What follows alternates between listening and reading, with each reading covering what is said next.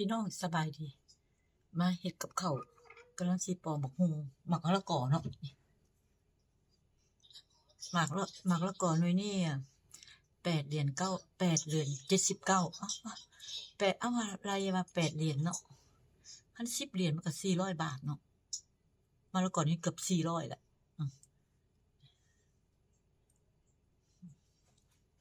สิเนี่ยเฮ็ดลาบสู่ลูกกินปอกมะละกอ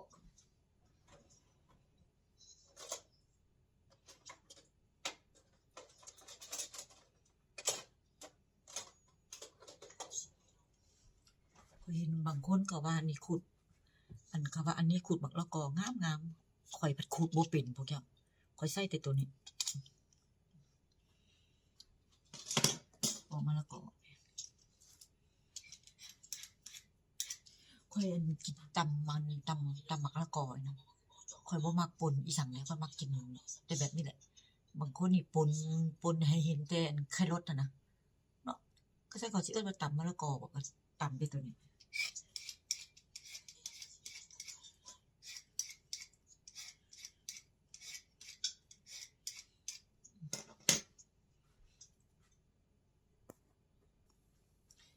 พี่น้องคันลูกข่อยบ่มานะข่อยก็บ่ได้ค่อยกับข้าวดอกข่อยไปกินอันร้านอาหารทุกมื้อผัวเมียลูกมาก็เลยเฮ็ดให้ลูกกินเบิ่งขุดบักละกอเด้อพุ่น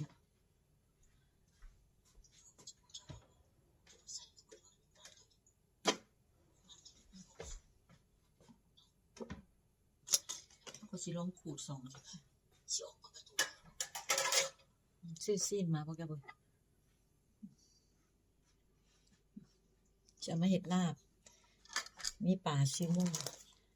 จักสิเฮ็ดหยังนี่อันนี้ก็สิเฮ็ดอกไก่อันนี้เสร็จอันนี้ก็สิ้นงัวนี่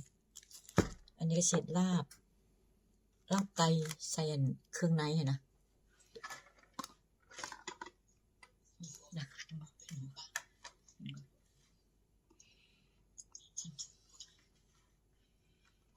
สิลองเอาตัวนี้ขูดแล้วมันเป็นไปได้เนาะพวกเจ้าเนาะข้อยเห็นเขาเจ้าขูดงามๆเลยพวกเจ้าแล้วก็สิลองขูดแล้วมันเป็นคือเขาขูดอ่ะ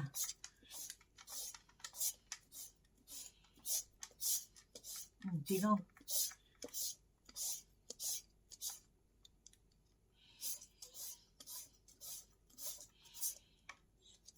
ขูดที่ไหนกันวะคือว่าเราเคยมันขี้ไส้นะถ้ามีขี้กวนก็ขูดแบบนี้เนาะนี่พี่น้องกับคักเลยนี่พี่น้องสินมันนะสินกับงามพี่น้องเลยเนาะเคยตำแต่บะละกอกับบุปนอย่างเนาะ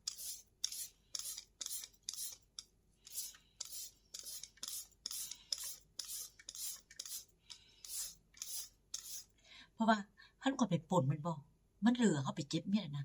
เขาบ่เคยตำกินเนาะก็เป็นเนาละล่ะแล้วเขาก็ได้แกงกินทางที่ดีเขากินหน่วยเดียวมันเบิดโลด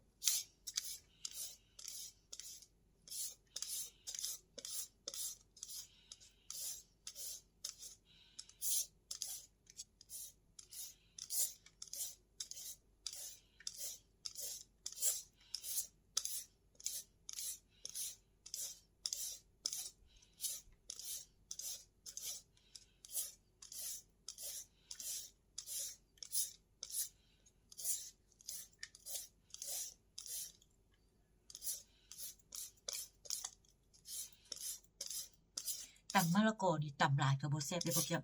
ตำแบบญาติกินเนาะแซ่บ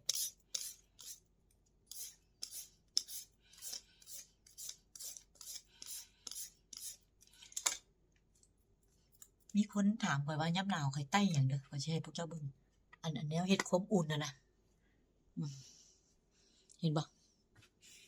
เตาเฮ็ดความอุ่นนี่นี่ฮ้อนพวกเจ้าฮ้อนอีหลีเลยพวกเจ้าแล้วก็ซื้อสุ่มหมูเมื่อวานนี้พากันกินสุ่มหมูเนาะมัน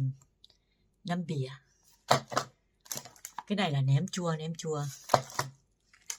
ห่มในล่ะหม้อเวียดนิดนึงพวกเจ้า hôm nay là Noi làm súng súng Noi làm súng Noi làm lạp biết ha, biết lạp ha, làm lạp, làm sủi, làm súp cho con Noi ăn.ม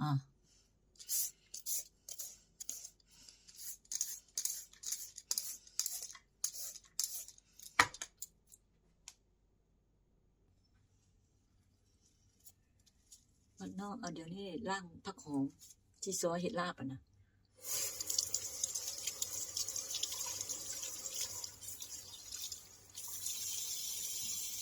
พวกเจ้าหอมมัดเท่านี้แหละมัดเท่านี้แหละ40 บาทพวกเจ้าเท่านี้แหละ40 บาทพวกเจ้า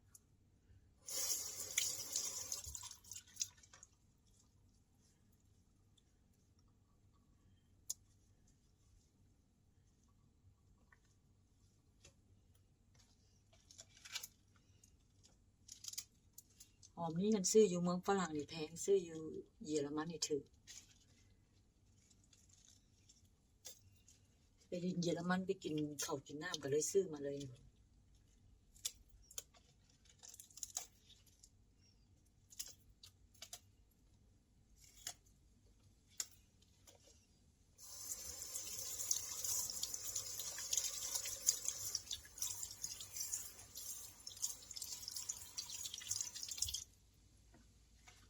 ซอย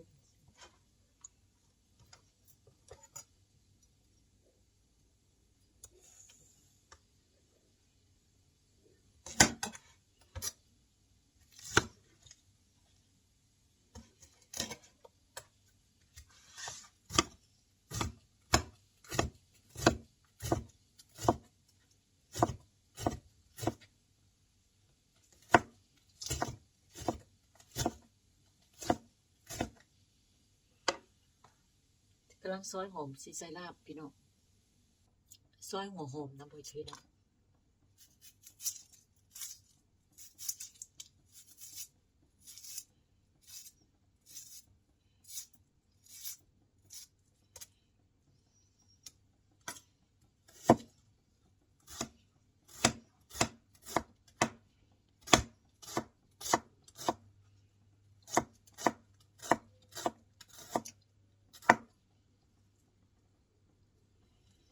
ลูกนะบอกแม่ว่าบ่ต้องเฮ็ดดอกเมื่อยออกไปกินร้านอาหารเฮาก็อยากเฮ็ดให้ลูกกินเนาะมันก็บ่คือกันเนาะไปกินร้านอาหาร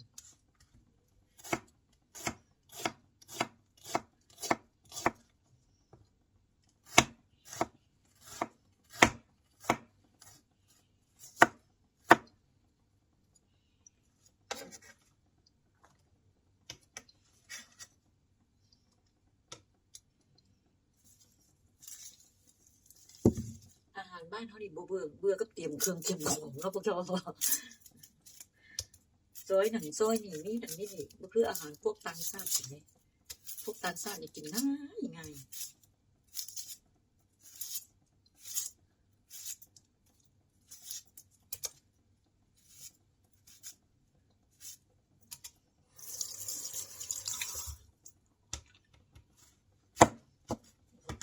ต้มหัวใจพวกเจ้า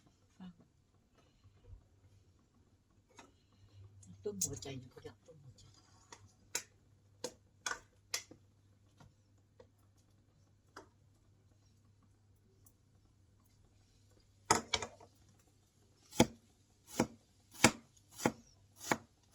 เว้าแท้เด้อไปกับเขานะบ่คือบ้านคือเมืองนี่เฮ็ดบัตรนึงนะเปื้อนหมดว่าแล้วสิมามีเฮ็ดบัตรเดียวนะเงินน่ะ6เบิดบ่เข้าใจว่าเป็นหยัง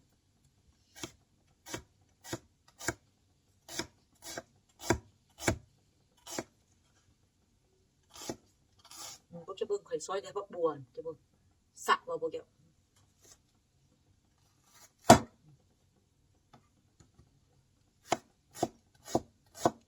โอ้ข่อยออกร้อนพวกเจ้า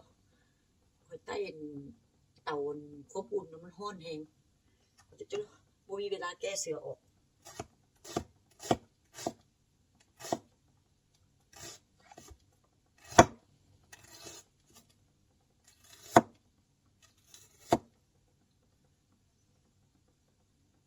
ร้ ห้อนห้อน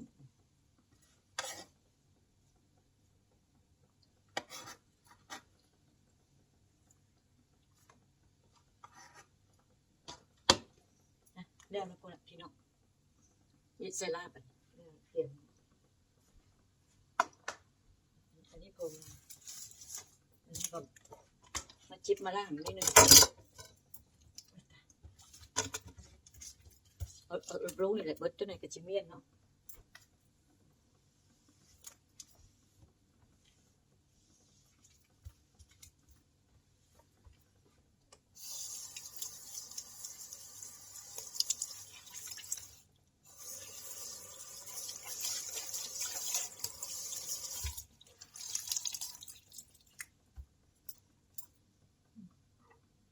มาเอาซีน้ำกันพี่น้อง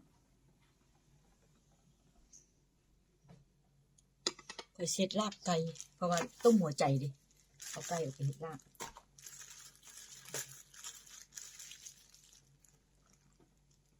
เฮ็ดผู้ดีกินเฮ็ดผู้ดีกินพี่น้องเฮ็ดหลายๆก็กินบ่เบิด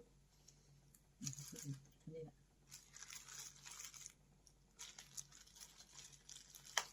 เอาเลย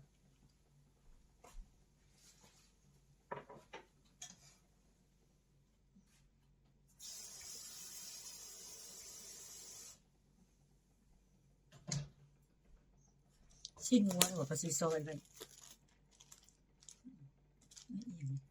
อย่างนี้ชิ้นแต่นี่พวกเจ้าชิ้นแต่นี่18 เหรียญกว่า18 เหรียญเกือบ19 เหรียญเนาะเป็นเงินไทยเฮาเท่าไหร่วะ10 เหรียญก็ว่า400เนาะชิ้นแต่นี่นะ700 กว่า700 กว่าบาท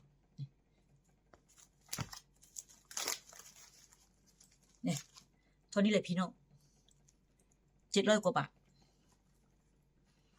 อันนี้ก็ปลาซิมงซอย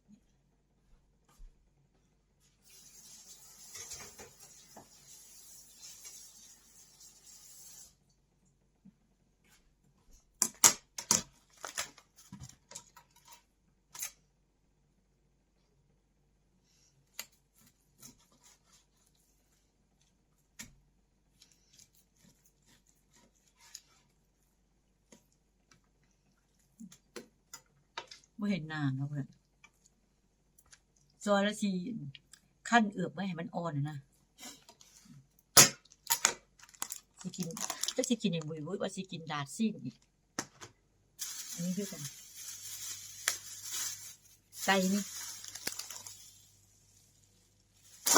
สิปิ้งใส่หัวชิงไทยเมียนะ